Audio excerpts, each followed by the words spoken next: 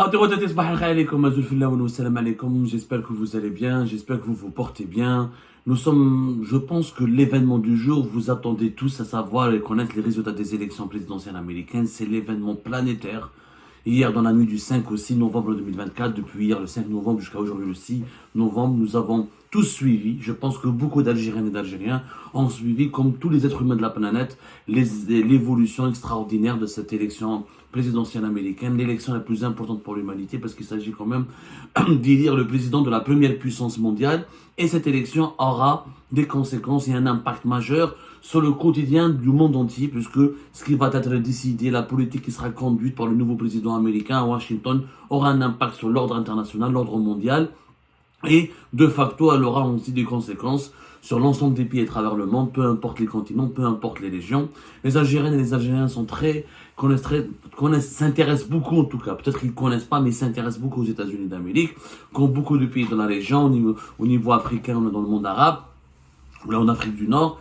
Les États-Unis d'Amérique, ça fascine, ça intéresse, ça interpelle. Et la politique américaine est très importante pour l'Algérie. Il faut savoir que à l'heure actuelle où je vous parle, Donald Trump est donné gagnant. Voilà, Donald Trump est donné gagnant. Il a revendiqué une large victoire. Pour le moment, les résultats officiels ne sont pas tombés à 100%, mais déjà plusieurs chefs d'État étrangers félicitent Donald Trump qui a revendiqué sa victoire. Les États clés, c'est-à-dire les États, les États-Unis d'Amérique, vous le savez, vous avez certainement suivi depuis hier, les médias internationaux ont suffisamment expliqué, mais on exerce les particularités du vote américain. On ne va pas élire directement le président, le chef d'État, le président de la République. On va élire des grands électeurs. C'est un système fédéral à travers une cinquantaine d'États. Les 50 États qui composent les États-Unis d'Amérique, on va élire donc Donald Trump, on va élire le président qui va remporter le nombre de plus grands électeurs. Pour le moment, on a les résultats qui sont disponibles. Donald Trump l'a remporté avec 568 voix contre 534 voix. Non, ça c'est 200 et quelques plutôt. Là, c'est un autre résultat. C'est un résultat qui a été testé dans un bar café parisien qui lui-même, bar américain à Paris, qui lui-même essaye donc à chaque élection présidentielle américaine de créer un vote fictif où les Américains de Paris essayent de voter. Mais pour le moment, aux États-Unis d'Amérique, c'est Donald Trump qui est en train de gagner. Les États clés comme la Géorgie, la Pennsylvanie, le Nevada, pour le moment, le dépouillement des votes donne Monsieur Donald Trump comme gagnant. L'émir du Qatar, Erdogan, le chef du gouvernement espagnol, Emmanuel Macron, le chancelier allemand, tout le monde sont en train de féliciter Donald Trump. Bon, l'Algérie n'a pas encore réagi officiellement, elle va réagir certainement plus tard, elle va adopter un peu plus de prudence. Et en tout cas, la victoire de Donald Trump est en train de se dessiner sous nos yeux. Donald Trump va revenir au pouvoir, va revenir à la Maison Blanche. Un scénario extraordinaire qui a alimenté des craintes, des controverses, de nombreuses analyses. Et bien sûr, nous, à notre niveau, on va s'intéresser à l'angle, du point de vue algérien, à l'angle algérien. Quelles seront les conséquences pour l'Algérie d'un retour au pouvoir de Donald Trump? Eh bien, je peux d'ores et déjà vous dire, il faut tenez-vous bien, il y aura des conséquences importantes, des conséquences même dangereuses pour le régime Tebboune.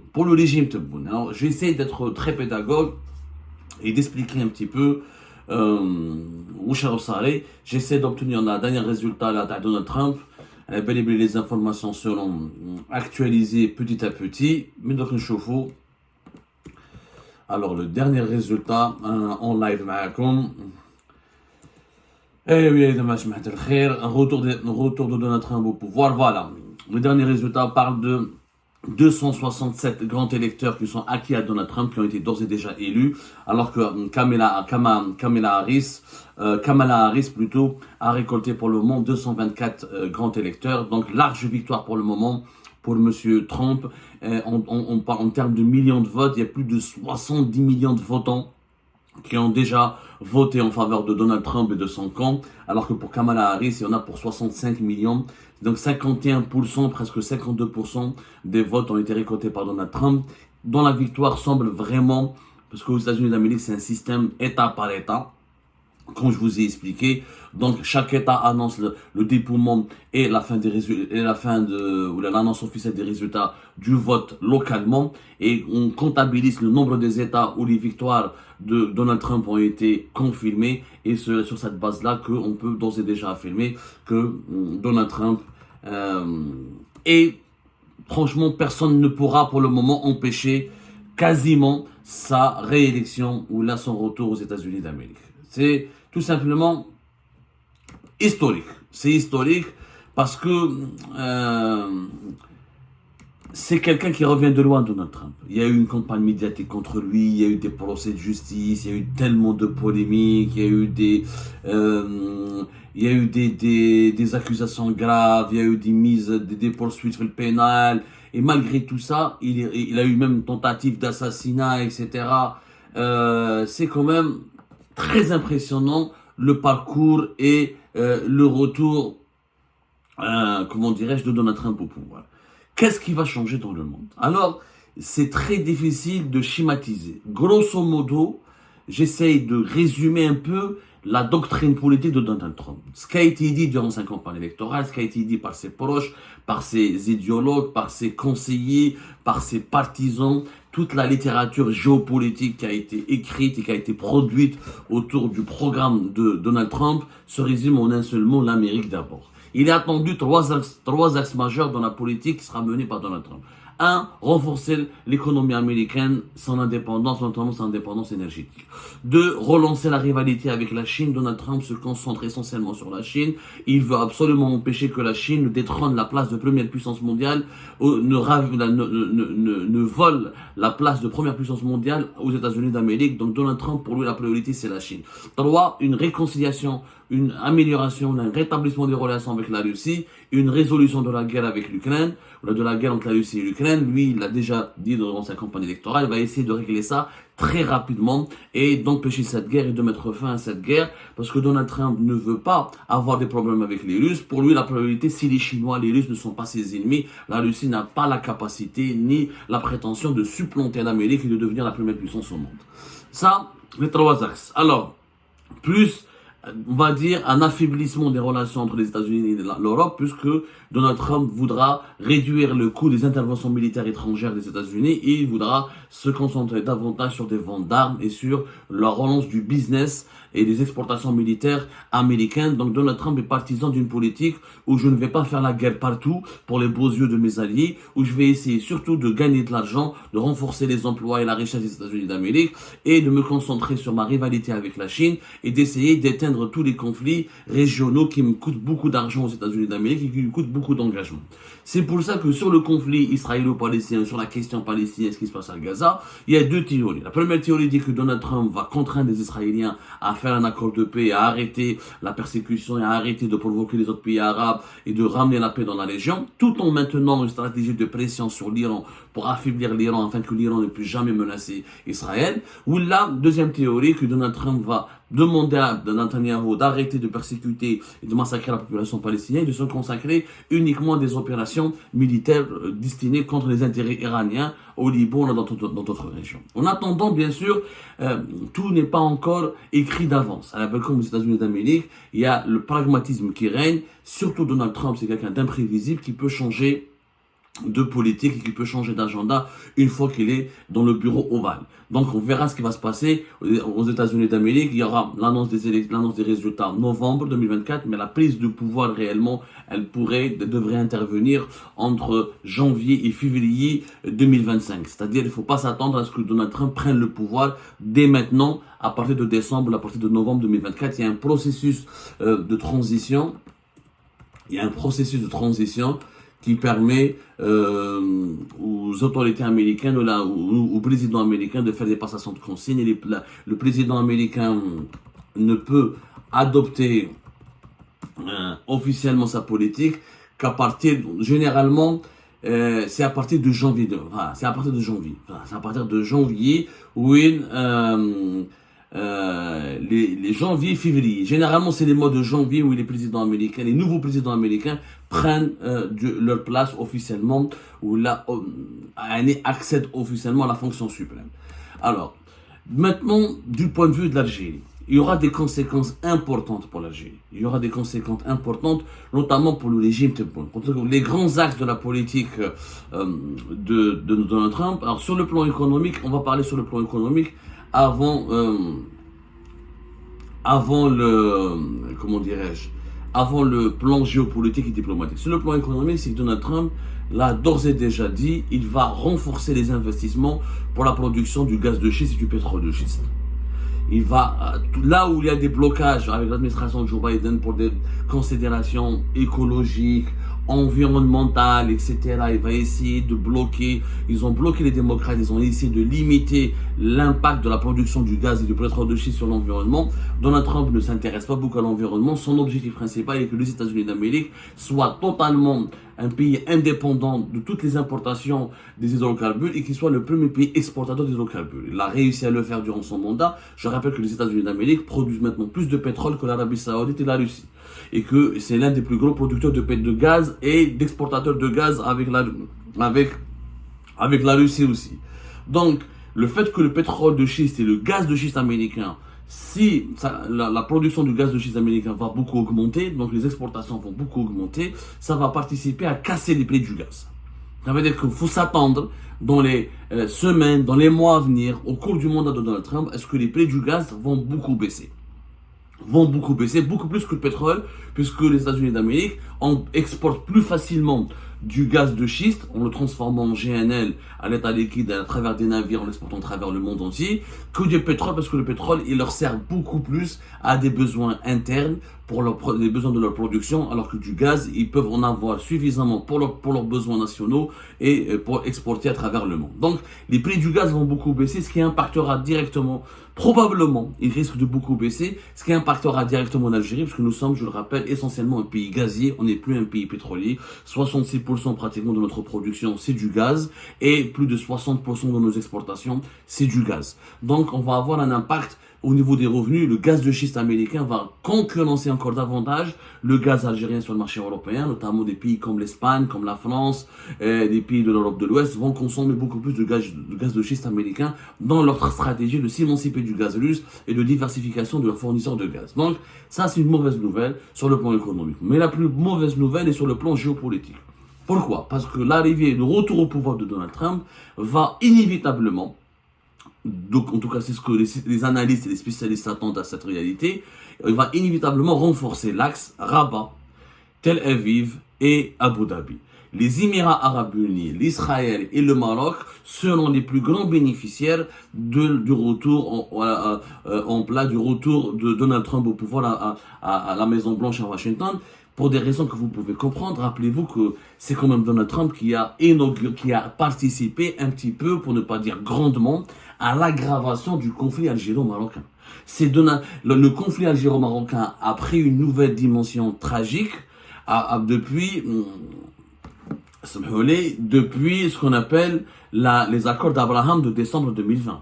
Les accords d'Abraham de décembre 2020 qui ont permis au Maroc d'obtenir la reconnaissance américaine sur le Sahara occidental, en contrepartie de ce qu'on appelle une normalisation des relations, une officialisation des relations avec l'État d'Israël, donc le Maroc et l'État d'Israël. Et le Maroc, les accords d'Abraham ont été le coup de génie de Donald Trump, qui a totalement, avant la fin de son mandat, c'est-à-dire juste à la fin de son mandat présidentiel à la Maison Blanche, il a totalement modifié les rapports de force au Moyen-Orient, il a déstabilisé toute la région du Moyen-Orient d'Afrique du Nord, en permettant à Israël d'avoir des relations officielles avec 4 pays arabes importants, les Émirats Arabes Unis, le Bahreïn, le Soudan et le Maroc. Notamment au Maroc, ça a permis aux Marocains d'obtenir la reconnaissance officielle de leur souveraineté sur le Sahara occidental par les États-Unis d'Amérique, pilier de l'ordre mondial, première puissance mondiale et l'un des piliers du Conseil de sécurité de l'Organisation des Nations Unies. Et depuis cette date-là, les relations se sont beaucoup détériorées avec le régime algérien, puisqu'Israël s'est implanté au Maroc, et ensuite, fin décembre 2020, l'inauguration des liaisons aériennes entre le Maroc et Israël, ensuite une série de visites de hauts responsables israéliens au Maroc, ensuite le fameux accord de défense militaire entre le Maroc et Israël en novembre 2021, ce qui a poussé le régime algérien à se radicaliser à l'égard du Maroc, à craindre, à se méfier du Maroc et à considérer le Maroc comme une menace existentielle, puisque il va s'armer, il est devenu le petit protégé d'Israël et le déploiement potentiellement des forces armées israéliennes, des services de renseignement israéliens, et de cette alliance militaire et diplomatique avec Israël, a exposé l'Algérie, du point de vue du régime algérien, à tous les dangers existentiels. Il y a eu donc des ruptures de relations diplomatiques en août 2021, ensuite la fermeture des liaisons aériennes, ensuite jusqu'à 2024, où l'Algérie, le régime Tebboune a instauré un système de visa, l'obligation de se munir d'un visa pour que les Marocains puissent se rendre en Algérie. Donc, depuis les accords d'Abraham de décembre 2020, les relations entre l'Algérie et le Maroc n'ont pas cessé de se détériorer parce que le régime algérien s'est senti menacé, s'est senti rabaissé, s'est senti blessé par cet adoubement, par tous les avantages et tous les privilèges et tous les soutiens qui ont été accordés par les États-Unis d'Amérique et Israël aux voisins marocains. Maintenant, Kidja Joe Biden, le fameux accord, parce qu'il y a eu les accords d'Abraham, donc entre les Émirats Arabes Unis, les États-Unis, l'Israël et le Maroc, mais il y a eu entre les États-Unis et le Maroc et Israël d'autres accords, qu'on appelle ça les accords tripartites, ou la déclaration tripartite. La déclaration tripartite, qui a été faite en décembre 2020, elle a été partiellement gelée par l'administration Biden. Il était initialement prévu que si Donald Trump était resté au pouvoir et s'il n'avait pas perdu son élection en 2021 face à Joe Biden, il était essentiellement prévu que, en 2020-2021, s'il était resté au pouvoir, s'il n'avait pas perdu sa dernière élection, sa dernière compétition face à Joe Biden, il était prévu que les États-Unis d'Amérique ouvrent un consulat américain à Dakhla. Et les États-Unis d'Amérique ne se sont pas contentés de reconnaître la marocanité du Sahara occidental, ils s'étaient même engagés à ouvrir un consulat américain à Dakhla, à apporter une aide importante pour le développement économique du Sahara occidental. On parlait dans cet accord d'un financement d'entre 3 et 4 milliards de dollars et à soutenir les projets marocains avec des partenaires publics et privés marocains, les projets marocains en Afrique de l'Ouest notamment, dans les autres pays africains. Et Israël, donc, en contrepartie, Israël et le Maroc devaient avoir des vols directs, des relations diplomatiques assumées et des projets de coopération. Donc, c'était ça le package. Il y avait donc, il n'y a pas que les accords d'Abraham derrière. Maintenant, le consulat américain, avec les démocrates au pouvoir, il n'y a pas eu de consulat américain à Dakhla. On n'a pas vu de cette aide de 3 à 4 milliards de dollars donnée par les États-Unis d'Amérique pour développer des projets économiques importants au Sahara occidental, pour faire du Sahara occidental une région très développée. Et on n'a pas vu, il y a eu toujours, le soutien américain est toujours resté intact. Les démocrates n'ont pas remis en cause leur soutien à la marocanité du Sahara occidental. Mais ils n'ont pas appliqué, les démocrates, tous les engagements qui ont été pris par Donald Trump dans le cadre de la déclaration tripartite. Maintenant, il est attendu que Donald Trump relance cette politique en Afrique du Nord. Et qu'il est possible que Donald Trump, il peut changer d'avis. Il va se dire peut-être qu'il a d'autres priorités. Mais Donald Trump, pour lui, c'est dans son programme, le renforcement du rôle d'Israël dans la région, l'amélioration des relations avec les pays arabes et Israël est un axe majeur, est une priorité. Donc, il pourrait relancer cette déclaration, ses engagements dans cette déclaration tripartite de fin décembre 2020. Et les États-Unis d'Amérique, avec Donald Trump, pourraient ouvrir, si les États-Unis d'Amérique ouvrent un consulat à Dakhla, ça serait un coup dur pour l'Algérie, pour le régime Tebboune. Parce que le régime Tebboune, il en a fait du Sahara occidental une question existentielle. Le problème du régime Tebboune, pourquoi on parle d'humiliation, de recul, de coups difficiles, de défaites? Parce que, contrairement au régime Bouteflika ou au précédent régime algérien, le régime Tebboune, il a fait du Sahara occidental une question existentielle. Le régime Tebboune, il a mis sur le même pied d'égalité la question du Sahara occidental avec la question palestinienne. Sur le même pied d'égalité. Du coup, dans toutes les relations internationales, l'Algérie, dans toutes les réunions des organismes internationaux, dans ses relations avec les autres États à travers le monde, elle parle toujours, le régime Tebboune met toujours en malheur, en lumière, sa position dans le dossier du Sahara occidental. Et il fait du dossier du Sahara occidental une priorité parce que je ne sais pas pourquoi le régime Tebboune estime en tout cas que c'est une cause nationale. Donc à partir du moment où Tebboune il a fait du Sahara occidental une cause nationale, alors qu'auparavant elle était un pilier de la diplomatie, elle était un axe majeur de la diplomatie algérienne, mais elle n'était pas une cause nationale. C'est-à-dire qu'elle n'était pas la priorité numéro un de l'Algérie dans ses relations avec les États, les puissances mondiales, dans les autres États de la région, dans les autres États de la planète.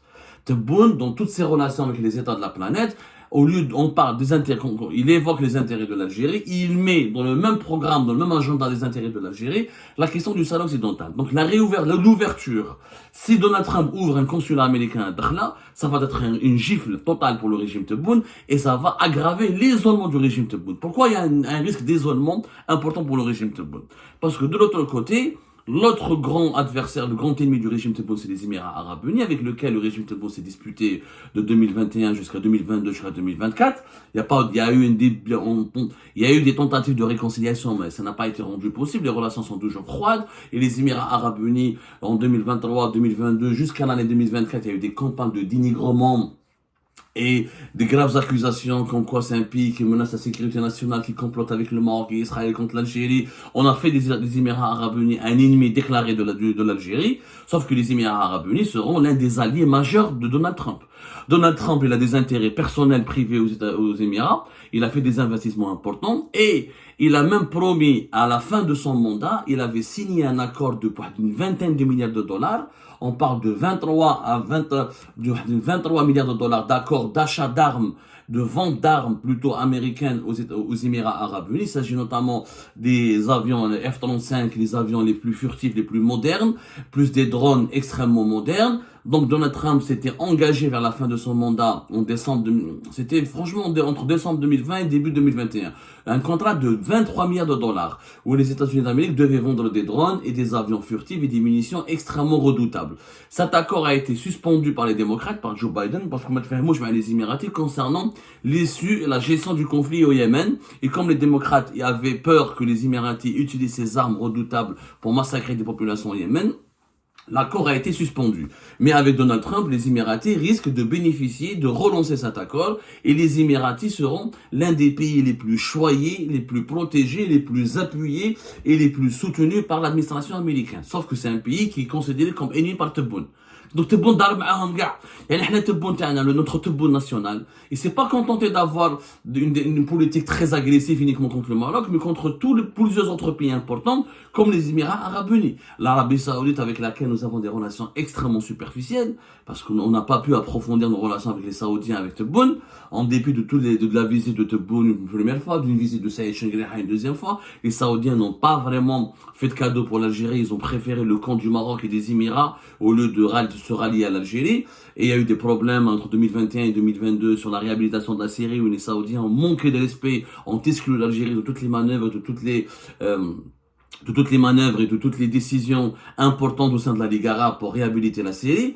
Donc les Saoudiens et les Émiratis seront soutenus par les Américains et ça le régime Tebboune sortira perdant puisque ce sont ses adversaires. C'est-à-dire que la Maison Blanche, Washington, va être du côté des adversaires de l'Algérie. Le Maroc, les Émiratis notamment, les Saoudiens ensuite, et le renforcement de cet axe, la conséquence générale sera le renforcement de l'axe Rabat, Tel Aviv, Abu Dhabi. Abu Dhabi va accéder à des armes importantes américaines qu'elle pourra utiliser, etc. Non, qu'elle pourra peut-être remettre ou redonner au Maroc au cas où le Maroc a un problème de sécurité nationale ou une confrontation militaire directe avec l'Algérie.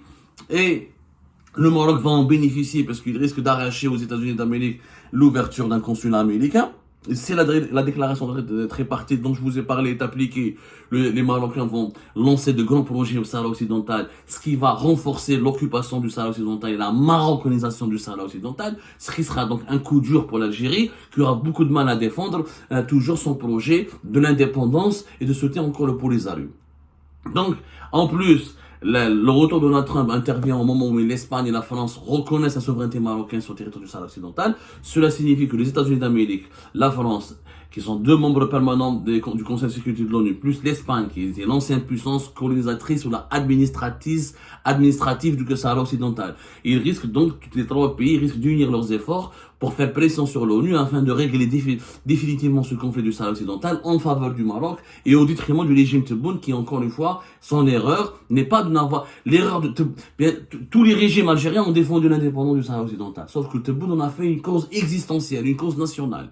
Il l'a élevé au premier rang, il l'a mis sur le même pied d'égalité que les intérêts nationaux. Ce qui fait que l'impact d'une défaite dans ce dossier-là sera terrible pour le régime algérien et le renforcement de l'axe Rabat, Abu Dhabi, Tel Aviv va isoler encore davantage le régime Tebboune, il va exposer le régime Tebboune à d'autres dangers, puisque avec les Émiratis auront des moyens militaires importants avec les Américains, Tel Aviv et Israël aura une protection américaine plus renforcée, le Maroc aura des moyens et une reconnaissance politique plus forte. Ces trois pays donc pourront ensuite, ensemble, venir en Afrique subsaharienne, venir dans le voisinage direct de l'Algérie, en Libye par exemple, dans les pays du Sahel, en Mauritanie, pour développer de nouveaux projets, de nouvelles coopération pour défendre leurs intérêts au détriment des intérêts algériens. Donc l'Algérie, le régime Tebboune risque de s'isoler encore davantage à cause de sa politique extrêmement inutile. On a connu le premier mandat de Tebboune s'est bagarré méchamment et gratuitement avec les Émirats sans aucun intérêt pour l'Algérie. On a 1000 fois blé, c'est une dispute, c'est un conflit qui ne sert à rien. Cette politique anti-marocaine très violente, très brutale. Alors on aurait pu appliquer notre politique tout en l'Algérie aurait pu garder ses intérêts, garder ses positions historiques, tout en maintenant une politique plus intelligente, un petit peu plus diplomatique. Là, on a fait du Maroc notre ennemi absolu, on a fait des Émirats arabes unis notre ennemi absolu, on a fait de leur alliance avec Israël notre menace absolue. Et ben avec Donald Trump, cette menace va s'aggraver encore davantage parce que Donald Trump, l'administration Trump va soutenir ces trois pays, sa taxe Rabat, Tel Aviv et Abu Dhabi. L'isolement, le premier risque, c'est l'isolement, c'est les défaites et les reculs et certaines défaites diplomatiques sur le dossier du Sahara occidental. C'est aussi un recul économique avec le gaz de schiste américain qui pourrait inonder le marché européen. Et c'est aussi une concurrence, un recul de nos intérêts économiques en Mauritanie, dans les pays du Sahel, à cause éventuellement d'une avancée majeure des investissements ou des financements importants des Émirats et des projets marocains dans la région. Donc, c'est ça les conséquences préliminaires auxquelles on peut s'attendre du retour en force de Donald Trump à la Maison Blanche en ce qui concerne la situation de l'Algérie et la situation malheureuse du régime Tebboune.